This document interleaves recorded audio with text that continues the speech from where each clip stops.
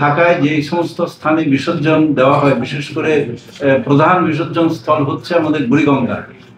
এইগুলোতে অত্যন্ত সুন্দর ব্যবস্থা গতবারও ছিল, এবারও সরকারের তরফ থেকে এটা করা হয়েছে এবং বিভিন্ন সংস্থা এটা সহযোগিতা করছে।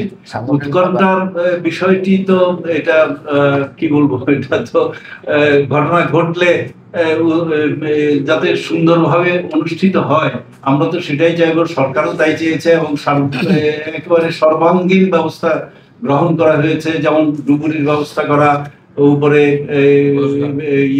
বিমান হেলিকপ্টার থেকে পরিদর্শন করা, এই সব বিষয়।